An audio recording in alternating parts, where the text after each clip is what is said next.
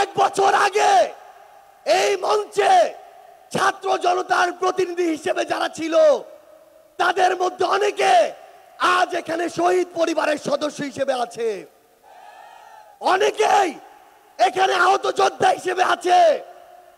আমরা এই মঞ্চে আজ আমার শহীদ ভাইদের হত্যার বিচার চাইতে এসেছি, আহত যোদ্ধাদের রক্ত ঝরার বিচার চাইতে এসেছি।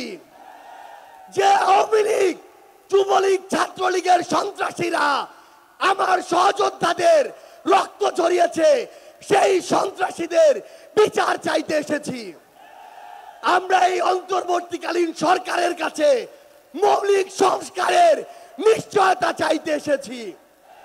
আমরা আমাদের অসহায় শহীদ পরিবারগুলো, একমাত্র অবলম্বন হারানো শহীদ পরিবারদের পুনর্বাসন চাইতে এসেছি। আমরা আমাদের আহত যোদ্ধাদের তাদের প্রয়োজনীয় চিকিৎসা নিশ্চিত করার অধিকার চাইতে এসেছি।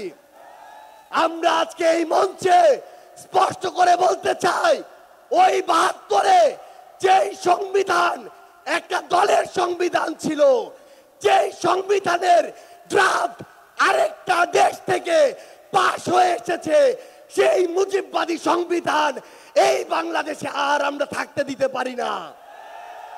আমরা আজকের এই মঞ্চে মুজিববাদী সংবিধান ভেঙে চুরে শেষ করে দিয়ে নতুন সংবিধান চাইতে এসেছি।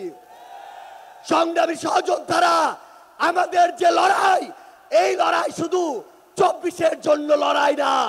ওই ২০০৯ সালে বিডিআর পরিকল্পিত হত্যাকাণ্ডে যাদের হত্যা করা হয়েছে তার পিছনের প্রত্যেক কুশলীদের সর্বোচ্চ শাস্তি চাওয়ার জন্য আজকে আমরা এই মঞ্চে এসে হাজির হয়েছি। ওই শাপলা চত্বরে ১৩ সালে যাদেরকে নির্মমভাবে হত্যা করা হয়েছে, তাদের পিছনে যারা কাজ করেছিল সে সকল খুনিদের বিচার চাইতে আজকে আমরা এই মঞ্চে এসে দাঁড়িয়েছি।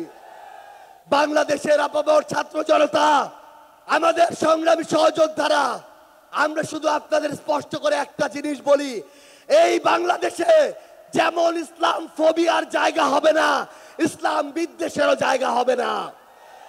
এই বাংলাদেশে আমরা যেমন কোন জঙ্গিকে দাঁড়াতে দিব না, তেমনি কোন জঙ্গি নাটকও করতে দিব না।